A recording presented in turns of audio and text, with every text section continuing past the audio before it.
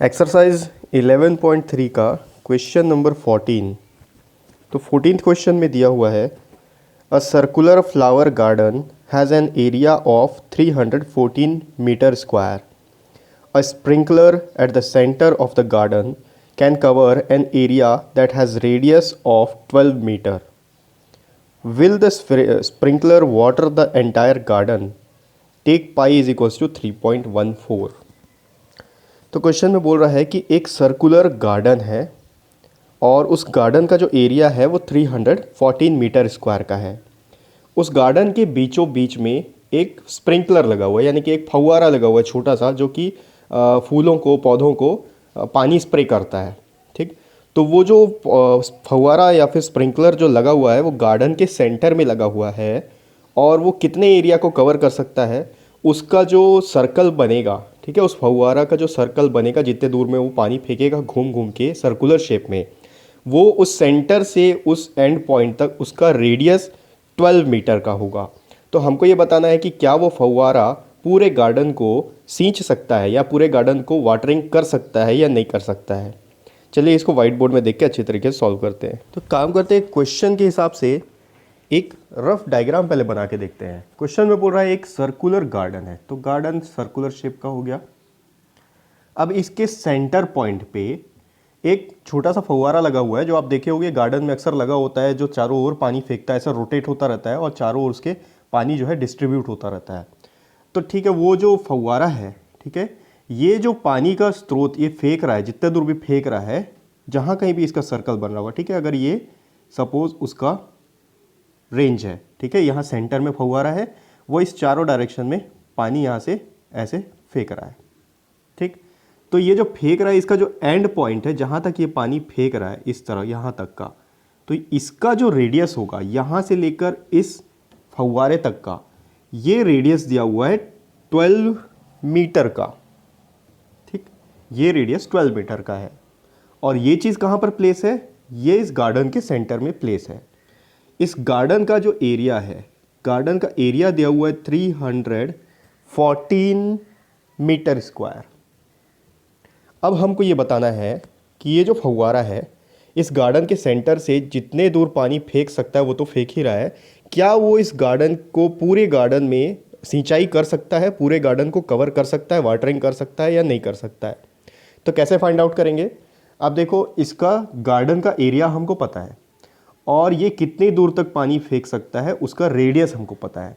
तो अगर ये सेंटर में फिट हो रहा है और हमको पता है कि रेडियस इसका मतलब कहाँ तक पानी फेंक रहा है, तो हम क्या करेंगे, इस गार्डन का रेडियस फाइंड आउट करेंगे। पहले गार्डन का रेडियस फाइंड आउट करेंगे तो ये पता चल जाएगा कि ये कहाँ तक का पानी फेंक पा रहा है। ठीक है, अब देखो, पहले सबसे पहले लिखते हैं area of garden 314 metre square. Question में हमको दिया हुआ है radius of area covered by sprinkler 12 metre. ठीक, इससे कंफ्यूज नहीं होना कि रेडियस ऑफ एरिया क्या है, इसका एरिया नहीं दिया हुआ है। ये जो स्प्रिंकलर है इसका एरिया नहीं दिया हुआ है, इसका रेडियस ही दिया हुआ है। आप देखोगे तो यहाँ पर 12 मीटर लिखा हुआ है। अगर ये मीटर स्क्वायर होता तो ये एरिया होता। क्वेश्चन में क्लियर कर दिया है कि ये रेडियस है। रेडियस मतलब ये सेंटर से लेकर कितने दूर तक इस तरीके से पानी फेंक सकता है।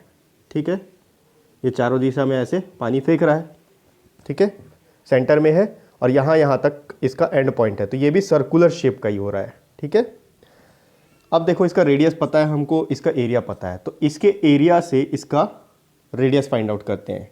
इसका area of circular garden is equals to pi r square. क्यों? क्योंकि एरिया, सर्कल जो है, गार्डन जो है सर्कल शेप में, तो उसका एरिया पाई आर स्क्वायर ही होगा।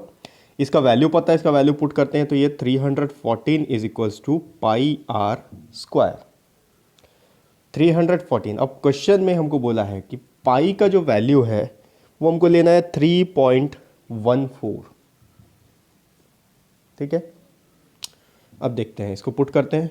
314 is equals to 3.14 into r का स्क्वायर।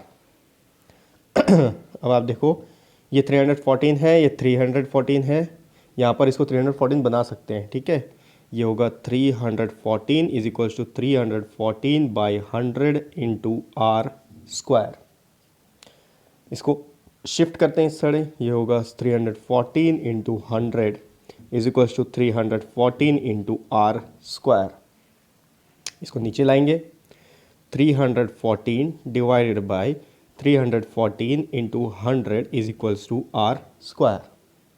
ये 314 आपस में कैंसिल हो गया, यानी कि 1 टाइम्स में डिवाइड हो गया। तो क्या बचा हमारे पास, R square is equals to 100। अब ये आर स्क्वायर है, आर नहीं है, तो आर स्क्वायर क्या होता है, आर स्क्वायर होता है आर इंटू आर, ठीक। तो इसको लिखने का तरीका ये होता है कि इसका स्क्वायर रूट फाइंड आउट करना है हमको। R is equals to under root 100, ठीक है। इसका रूट फाइंड आउट करना है, स्क्वायर रूट क्या होगा। रूट कैसे फाइंड आउट करते हैं, एलसीएम निकालोगे आप 100 का, यहाँ देखो 10 से डिविजिबल है 10 टाइम्स में, फिर से 10 से डिविजिबल है 1 टाइम्स में, ठीक। तो ये क्या होगा, आप लिख सकते हो इसको अंडर रूट 10 इंटू 10। अब देखो यहाँ पर 2 बार 10 है, एक 10 को बाहर निकाल लेंगे तो उसका स्क्वायर रूट आ जाएगा, ठीक है। तो आर का वैल्यू हो जाएगा, अगर ये दोनों 2 बार 10 है, स्क्वायर रूट निकालना है, तो 10 को बाहर निकाल लेंगे, ये स्क्वायर रूट हट जाएगा, आर का वैल्यू होगा 10 मीटर, ठीक है।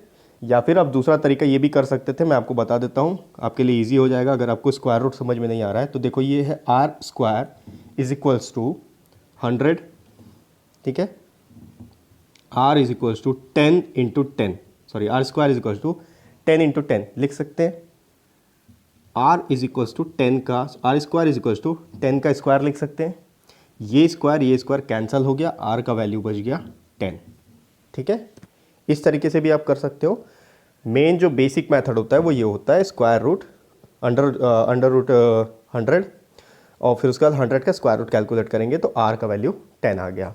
अब देखो, ये आर किसका है, ये रेडियस है गार्डन का, और जो फव्वारा है इसका रेडियस है 12 मीटर का।